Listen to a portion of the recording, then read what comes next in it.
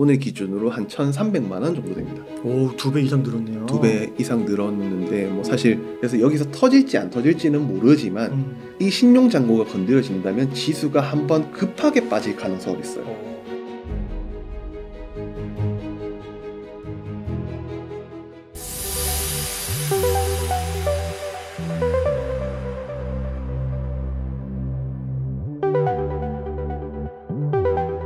안녕하세요. 저는 대구에서 직장을 다니면서 주식 투자를 하고 있는 대구남자라고 하고요. 실제로 제가 직장을 다니면서 핸드폰으로만 매매를 진행을 하고 있습니다. 그래서 그 컴퓨터로만 HTS로 잘 다루시는 분들도 많은데 저는 그 부분은 잘 못하겠더라고요. 약간 아날로그식이기도 해서. 그래서 휴대폰으로만 직장을 다니면서 매매를 하고 있습니다. 그 휴대폰으로 그게 되나요? 직장도 다니시면서 매매가요? 직장을 가가지고 매매를 하는 거는 사실 아니고요. 보통 제가 새벽 3시에서 4시 정도에 일어나요. 그래서 장 체크를 다 하고 그 다음에 퇴근을 하면 보통 뉴스 제가 핸드폰으로 쉬는 시간이나 뭐 점심시간이나 이렇게 보고 추려놨던 거를 퇴근 시간에 다 보는 거죠. 그래서 그게 새벽에 뭐 예를 들어 미국 시장이나 어떻게 반응을 했는지 다 정리를 해놓고 최종적으로는 핸드폰에 그 각 증권사에 보면 자동 매수 매도를 걸 수가 있어요. 네. 그거를 활용해서 제가 생각한 뭐 예를 들어서 여기서 매수해줘, 여기서 수익 실현해줘, 여기서 손절해줘, 요거를 세팅을 해놓는 거죠. 그러면 저는 이거를 건 상태로 회사에 가서 일을 합니다. 그러면 수입이 2개가 생기는 거죠. 그럼 수입은 좋으셨어요? 처음에 제가 시작한 게 2020년 초였어요. 그래서 그때 한창 떴던 섹터가 있죠. 그러니까 제가 약간의 성격이 새로 나온 건 무조건 다 해봐야 돼요. 그래서 그때 제일 처음에 했던 게 뭐 H사? 뭐 브랜드를 얘기해도 되는지 모르겠지만 현대사의 코나 전기차를 구매를 했습니다. 제가. 그래서 그때 당시에 제가 아마 대구에서 순번이 3번째였던 걸로 기억하고 있어요. 그래서 그때 당시에 보조금이 1,800만 원이 나왔고요. 그래서 실제로 보조금을 받고 한 3년 동안은 충전이 무료였어요. 또 뭐 그런 거를 겪다 보니까 지나가는 아저씨들이 물어봤죠. 창문 내리면서 그 얼마 주고 사셨어요? 진짜요? 네, 그런 거를 진짜 물어볼 정도로 그때 당시에 대구에서는 전기차를 제가 제일 처음에 초반에 구매했던 사람이기도 하고 그러다 보니까 야 이거 전기차라고 하면 요새 주식 뜨는데 전기차 관련주 뭐 있지? 라고 해서 제가 시작을 하게 됐어요. 주식을. 그래서 전기차에 대해서 찾아보기도 하고 현대차 그 담당자한테 물어봤죠. 이거 배터리 어디 거 들어가요? 부터 시작해가지고 그 배터리뿐만 아니라 다른 거를 공부하다 보니까 사실 대구의 양극재 기업이라고 하면 LNF가 있습니다. LNF를 시작으로 해서 이제 좀 공부가 진행이 된 거죠. 2차 전지는 이런 거구나 라고 해서 그 다음 제가 글을 쓰다 보니까 그 탱고픽이라는 그 커뮤니티에도 활동을 하게 돼요. 거기 뭐 한 달에 1개나 2개 정도 글을 올리면 분석 글을 올리면 그거를 그 분들이 자산운용사거든요. SF+ 자산운용사인데 거기에서 평가를 해줘요. 이거 잘 썼네, 구성이 잘 맞다. 그러면은 또 돈을 주기도 하고 선정이 되면 그런 걸 하다 보니까 제가 분석을 한 게 금량이라는 기업이었습니다. 그래서 그때 당시에 그 제가 쓰기 시작해서 한 달 정도 만에 리포트를 완료를 했거든요. 그래서 그때 당시에 주가가 한 쓰기 시작했을 때가 3,400원 정도였고 완료를 했을 때가 3,800원 정도였어요. 그러다가 저는 이제 한 8배 정도가 나니까 야 이거 나 주식 잘하는구나 하면서 이제 자만을 했던 거죠. 그러다가 이제 그때 시드가 사실 좀 커졌던 계기이기도 하고 LNF를 겪고 그 다음에 금량을 겪고 그 중간에는 나노신소재라는 기업도 있었어요. 그래서 사실 운이 좋게 수익을 냈었어요. 근데 이제 제가 그때 당시 이제 결혼도 하고 준비하고 결혼을 하고 이제 뭐 아기도 낳다 보니까 야 이거 2차 전지가 언제까지 갈 수 있을까? 저는 좀 생각보다 걱정이 많아서 야 2차 전지 계속 갈 수 있을까를 사실 계속 고민을 했어요. 그러다가 보니까 2차 전지 말고 다른 것도 보자 해서 아마 제 글이나 여기 댓글을 다시는 제 글이나 요 블로그에 댓글을 다시는 분들 중에 2차 전지 원툴 아니냐, 2차 전지 때문에 운 좋게 수익 낸 거 아니냐. 근데 그 부분은 맞아요. 그 부분이 아니라고 할 수는 없어요. 그냥 거의 제 수익의 90% 이상이 거기에서 나왔는 거기 때문에 그 부분은 맞는데, 그러고 나서 이제 제가 결혼을 하고 아기도 낳다 보니까 꾸준한 수익이 필요해요. 그러니까 직장을 다니면, 우리가 예전에 콜라는 제가 기억할 때 한 캔에 500원이었거든요. 근데 지금 편의점에 가거나 뭐 자판기에 가면은 뭐 1,500원, 2,000원까지 됐어요. 네. 근데 월급은 그만큼 오르지 않았거든요. 뭐 회사도 운영을 해야 되고 여러 가지 상황이 있기 때문에 회사에서 월급 2-3배 올려줘 라고 하면 나가라고 해요. 그렇죠. 그런 거다 보니까 추가적인 수입을 찾아야 되기 때문에, 그럼 2차전지 말고 다른 무기도 만들자 라고 해서 제가 2차전지에서 공부했던 방식을 반도체에 적용하고 바이오에 적용하고 로봇에 적용하기 시작해서 이제 2차전지만 분석하는 게 아니라 다른 기업들도 분석을 하면서 수익을 내고 있어요. 그래서 이제는 2차전지로 수익을 냈던 거는 다 현금화해서 저만의 뭔가를 했어요. 예를 들어서 제가 원래 사고 싶었던 브랜드의 차를 샀고, 그 다음에 너무 불안정하니까 집을 샀습니다. 그래서 이제 불안정해서 집을 샀어요. 시드가 없습니다. 그래서 제가 2023년 11월에 VOD 라이브 강의를 하나 런칭을 했는데요. 그때 이제 직장인이 실제로 투자할 수 있는 금액이 제가 주위에 물어봤어요. 야, 니 직장 다니면은 얼마나 투자할 수 있는데? 라고 물어봤을 때, 야, 그래도 100만 원 너무 작은 것 같고 한 300만 원에서 500만 원 정도면 적당하지 않겠나? 라는 말을 제일 많이 들었어요. 시드로. 그러면은 이제 100만 원을 투자했을 때 1-2%가 나면 하루에 10,000원, 20,000원 그렇죠. 정도잖아요. 그러면은 그 수익이 뭐 한 달에 거래일이 20일 정도이기 때문에 한 달에 20만 원이면 뭐라도 할 수 있어요. 예를 들어서 저는 아기를 키우는 입장이기 때문에 예를 들어 어릴 때는 분유값을 대체를 할 수도 있고 아니면은 심지어 관리비 정도는 할 수 있는 거죠. 그렇죠. 근데 거기에서 점점 조금 내가 1-2% 수익을 내고 싶더라도 운이 좋게 막 10% 이렇게 뛸 때도 있잖아요. 그러면은 뭔가를 하나 사고 아니면 운동복을 산다거나 아니면 저축을 한다거나 아니면 요새는 뭐 여러 가지 투자처가 있잖아요. 금 펀드를 한다거나 이런 식으로 투자 자금을 저는 조금씩 분산을 하기 시작하고 있어요. 그래서 과거에는 2차전지 원툴로 운 좋게 수익을 냈지만 11월 1일부터 제가 세팅한 500만 원 계좌가 있어요.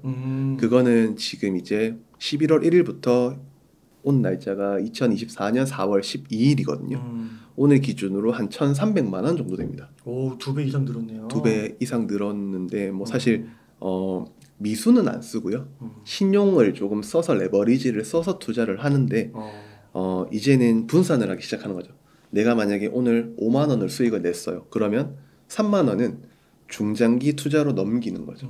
그리고 내 투자에 대해서 예를 들어 100만 원을 투자했다면 시드가 조금 늘었기 때문에 110만 원, 120만 원을 투자해서 조금씩 올리기도 하고 만약에 여기서 손실을 났을 때 중장기 투자해서 여기랑 반대되는 섹터나 그런 성격의 기업들을 투자해서 이 시드를 점점 올리는 결과가 지금 이렇게 나타나고 있다고 해서 뭐 이런 거를 말씀드려도 되는지 모르겠지만 2차전지 섹터는 지금 거의 없습니다. 제 시드에. 그래서 2차전지 원툴에서 벗어나기 위해서 노력을 하고 있고요. 그렇게 되는 거군요. 네.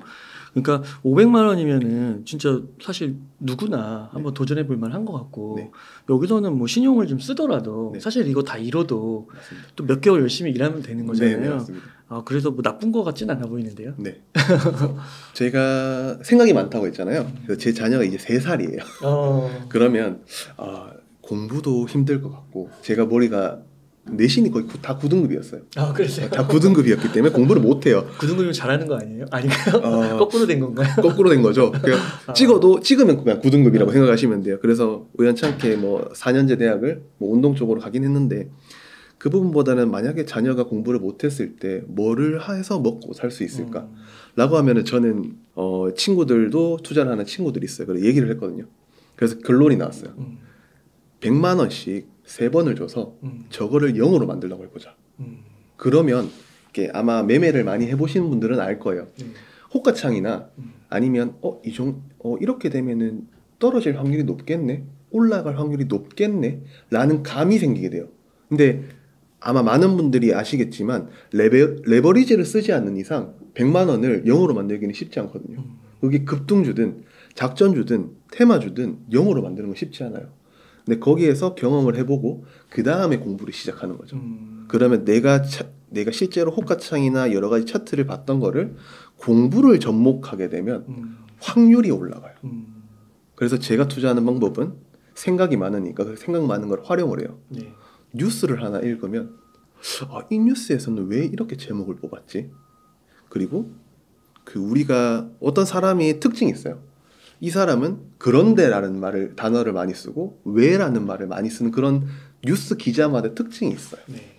그러다 보면 이 사람은 이거를 강조하고 싶은 거구나 라는 부분이 예를 들어서 여러 뉴스에 겹치게 되면 이거는 뉴스 기자들의 공통적인 트렌드다 라는 것을 시작해서 접목을 하고 마지막에 제가 투자를 결정하는 거는 차트가 되는 거죠. 그렇군요. 그러면은 한 500만 원을 갖고 네. 월에 뭐 한 이 정도는 벌 수 있다 뭐 이런 게 있을까요? 누구나? 제가 1차적으로 목표를 했던 거는 일단은 제 용돈이었어요. 네. 네, 저는 월급을 받으면 일단은 아내한테 다 줘요. 그러면 제 용돈은 제가 벌어서 써야 되는 상황이라서 제가 막 비싼 커피를 마시지는 못하고요. 그래도 뭐 한 1,500원, 2,000원짜리 커피를 그래도 한 달 정도 마시려면 한 6만 원, 7만 원 정도는 필요하잖아요. 거기에서 한 번씩 친구들이랑 술도 먹어야 돼요. 그래서 계산을 한 게 한 월 30만 원 정도는 벌자. 30만 원 정도는 벌자라고 하면은 하루에 한 3만 원에서 4만 원 정도 벌면 한 달에 한 5, 60만 원 정도 되거든요. 네. 근데 5, 60만 원을 벌면 좋죠. 근데 못 벌 수도 있잖아요. 잃을 거도 생각해서 5, 60만 원에 딱 반틈 30만 원을 1차적인 목표로 하자가 제일 기본적인 생각이었어요. 근데 거기에서 저는 이미 투자를 처음 한 게 아니라 해봤기 때문에 머리를 쓴 거죠. 5만 원 벌면 2만 5천 원을 빼놓고 나는 2만 5천 원을 잃어도 되니까 조금 더 공격적으로 투자해보자 라고 해서 수익이 쌓이면 또 반틈을 빼놓고 반틈을 또 활용하고 이런 식으로 시드를 레버리지를 써서 불려나가고 있는 거죠. 그렇군요. 그러면 한 500만 원으로 시작하면 될까요? 500만 원으로 그러니까 자기가 잃어도 되는 정도? 보통 저는 월급 정도라고 이야기를 해요. 아까 뭐 예를 들어 한 달 월급 정도는 충분히 가능하다라고 보고요. 그리고 어느 정도 내가 모아놓은 돈이 최소 저도 모아놓은 돈이 없었거든요. 그리고 제 친구들한테 물어보면 통장이 얼마 있는데 라고 물어봤을 때 1,000만 원이 넘어가는 사람은 단 한 명도 없었어요. 대부분 뭐 2, 300만 원 많으면 500만 원이었기 때문에 자기 월급의 비상금 정도라고 하면 한 500만 원이 적당하지 않을까라고 생각을 해서 그래도 미래를 대비하는 거면 500만 원 정도 투자할 가치는 있지 않을까라는 곳이 제가 생각하는 주식시장이라고 생각해요. 네, 좋습니다. 네, 그러면은 대구 남자님 네. 요즘에 이제 한번 증시 어떻게 보시는지 네. 궁금한데요. 현재 국내 증시가 약간 2,700 갔다가 네. 또 한 2,600 후반까지 빠지기도 하고요. 네. 그래서 이제 어떻게 보시고 좀 어떻게 투자를 하실 계획이신지 궁금합니다. 일단은 시장에서 많이 주목하는 부분은 제가 전문가는 아니지만 금리 인하라는 부분에 대해서 굉장히 민감하게 반응을 하고 있다고 생각을 해요.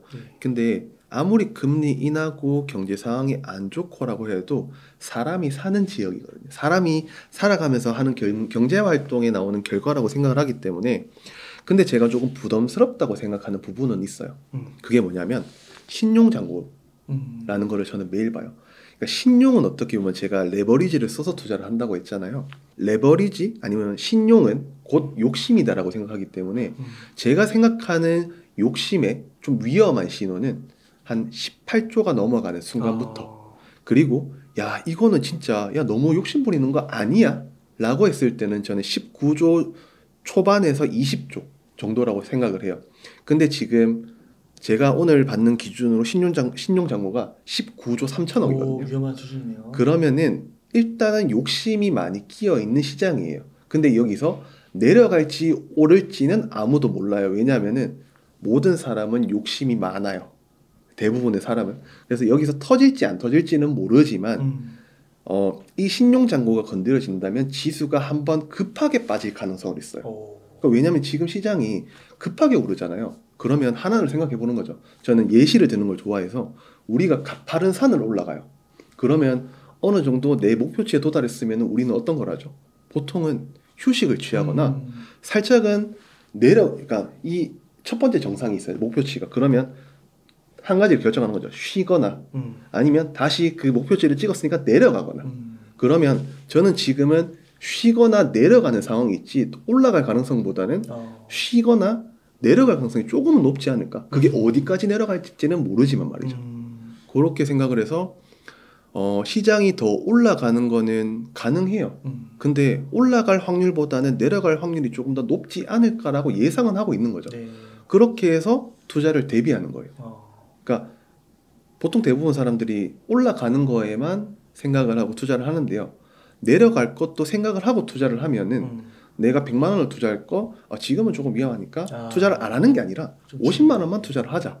요렇게 시드만 조금씩 줄여가면서 투자를 해도 저는 충분히 리스크를 대비할 수 있다고 생각을 하고. 그럼 지금은 약간 현금 비중을 높여야겠네요. 일단은 제가 대응하고 있는 최소의 현금 비중은 50%라고 생각을 해요. 오, 그래요? 네, 왜냐하면 빠졌을 때 보통 신용잔고가 터진다고 얘기하거든요. 터지기 시작하면 보통 하한가로 팔려요. 어떤 담보 비율이나 미수를 쓰는 사람들은 내가 이 주가가 1,000원인데 하한가에 팔리기 때문에 네. 거기에서 죽고 싶은 사람들이 너무 많아요. 그러니까 특히나 거기는 개인은 못 죽어요. 무섭기 때문에. 그래서 외국인들이나 돈이 많은 기관들은 그 값을 설정을 해놨거든요. 그래서 싼 값에 주어요. 그러면 나도 현금이 있으면은 돈 많은 사람들처럼 대응을 해보자 라고 하는 게 제 생각이라서 현금은 50% 가지고 있는 게 좋다고 생각을 합니다. 그렇군요. 그 외국인 얘기를 하셔서 네. 외국인들이 엄청 샀잖아요. 네. 특히 삼성전자 같은 거 엄청 샀는데 네. 이러한 거를 조금 봤을 때 네. 전체적인 수급 현황 같은 걸 봤을 때도 네. 지금 같은 생각 결론에 이르시는 거예요? 일단은 외국인들이 많이 산 거는 맞거든요. 네. 근데 2020년이랑 2022년 사이에 네. 그때가 최고치였어요. 근데 그때 나간 돈보다 지금 반틈도 들어오진 않았어요. 그래요? 그러니까 꾸준하게 들어온 거는 맞거든요. 네. 제가 생각했을 때.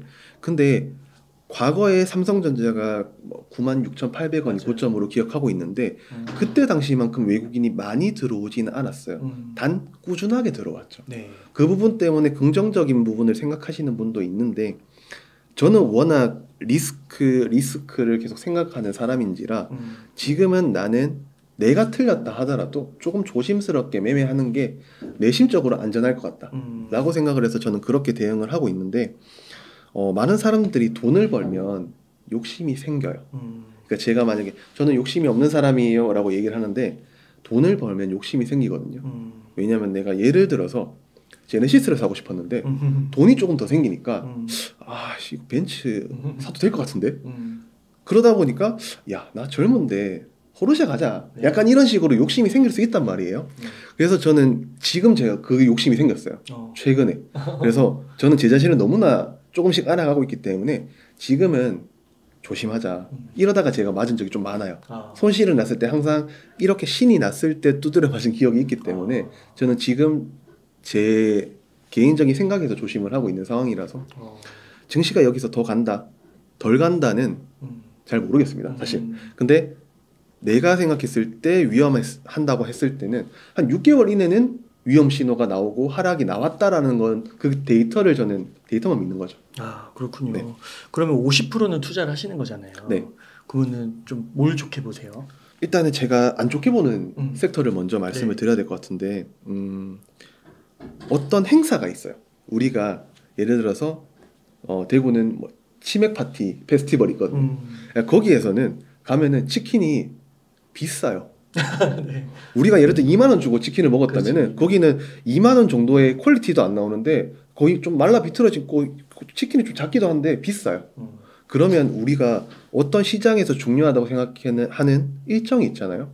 근데 그 일정이 알려지면 5만 사람들이 다 몰리기 시작해요. 그러면서 가격은 올라가요.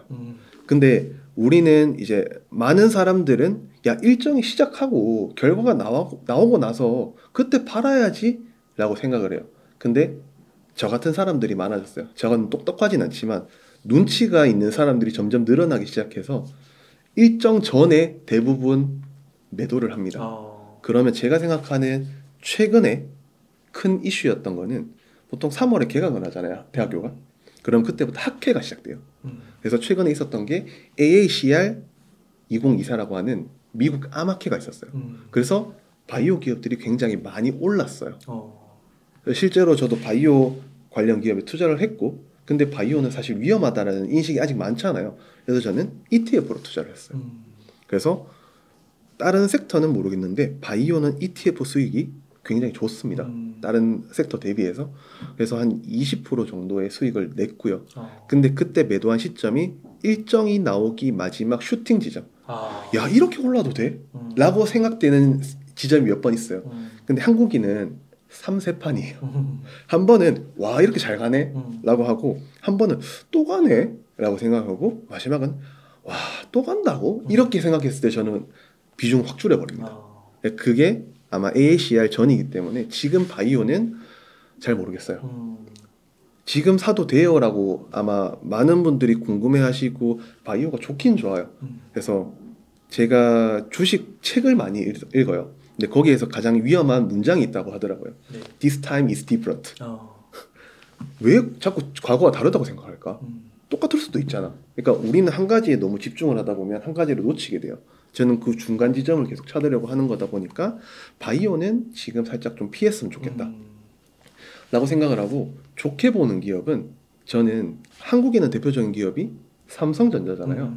그러면 글로벌리하게 가장 돈 많은 기업은 어딘가? 네. 왜냐하면 삼성전자를 우리가 주목하는 이유는, 한국을 대표하는 이유는 삼성전자 밑에 굉장히 많은 밸류체인들이 있고 삼성전자 때문에 먹고 사는 회사들이 있잖아요. 맞아요. 그러면 제가 뉴스를 하나 봤거든요. 미국 빅테크들 그 탑 한 5, 탑 6에 있는 전체 현금이 밑에 한 20위 단에 있는 애들의 모아놓은 현금보다 많대요. 그러면 얘들이 어디로 돈을 움직이는지가 저는 중요하다고 생각을 하거든요. 그러면 최근에 애플이 애플카를 포기하고 AI에 집중을 한다고 했어요. 맞아요. 그러면 일단은 AI가 하나가 키워드가 돼야 되고요. AI를 구현하기 위해서는 최근에 미국 시장의 가장 대표적인 기업은 엔비디아라는 것을 다 아실 거예요. 그러면 왜 엔비디아야? 라고 생각을 해보면 반도체잖아요. 네. AI를 구현하기 위해서는 반도체가 필요하다. 그러면 애플이 AI를 시작한다고 했으면 반도체가 필요할 것이다. 그러면 어디로 주목해야 될까? 라고 하면 또 한국 반도체야? 라고 이야기를 할 거예요. 근데 살짝 틀어서 기존에 우리가 삼성전자, SK하이닉스가 뭐 HBM이니 전문가가 아니라서 저는 전문 용어를 잘 모르지만 반도체에 집중하라는 얘기를 너무 많이 했어요. 근데 대부분 삼성전자랑 SK하이닉스에 네. 주목을 했죠.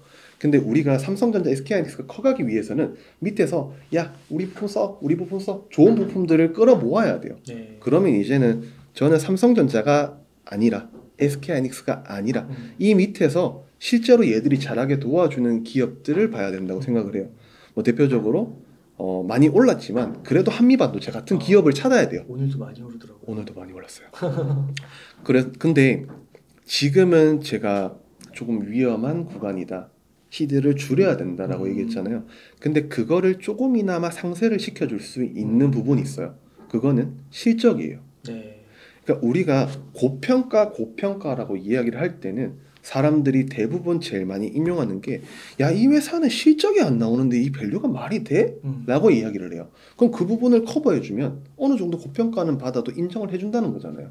그래서 이 얘들을 받쳐주는 기업 중에 반도체 삼성전자랑 SK하이닉스를 서브해주는 기업을 찾자. 이게 첫 번째고요. 그리고 애플이 전기차를 포기하고 애플카를 포기하고 넘어간 곳이 로봇 시장이에요. 그러면 삼성전자가 국내 대표 기업이라고 했잖아요. 그럼 삼성전자가 지분을 투자한 그쵸. 로봇 회사가 있을 거예요. 그리고 또 삼성전자 말고 국내를 대표하는 그룹 중에 LG라는 그룹이 있어요. 그럼 LG그룹이 지분 투자한 로봇 회사가 있겠죠. 그러니까 얘들은 보통 어떤 신사업이 시작되면 제일 쪼달리는 게 있어요. 돈이 없어요. 근데 삼성전자가 LG가 뭐 예를 들어 두산이 하나가 자금을 대준다. 네. 그러면 얘들은 날개를 다는 거죠. 그죠. 그럼 얘들은 실적이 당장은 안 나와도 돈이 없어서 기술 개발을 못할 가능성은 없기 때문에 오히려 저는 기존의 삼성전자, SK하이닉스 같은 반도체 기업이 아니라 밑에서 서버해 주는데 실적이 나오는 기업 아니면 새로운 신사업을 해야 되는데 자본금이 없는데 자본금을 받쳐줄 수 있는 기업, 요 두 개는 봐야 된다고 생각을 합니다. 아, 그렇군요.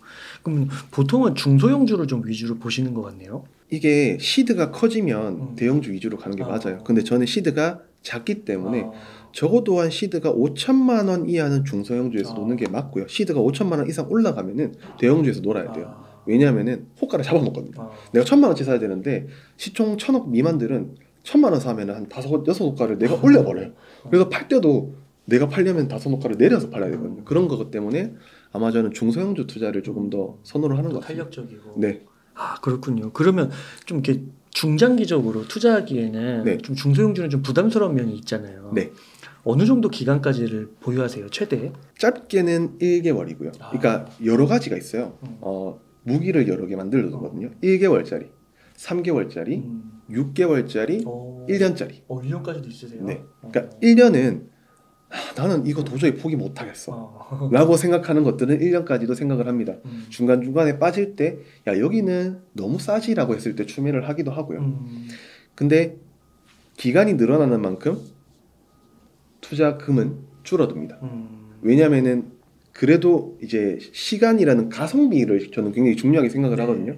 기간이 길수록 수익률이 높다는 거기 때문에 투자금은 조금 줄여두고요. 근데 기간이 6개월이면 12개월보다는 조금 더 넣고 이런 식으로 진행을 하고 있고요.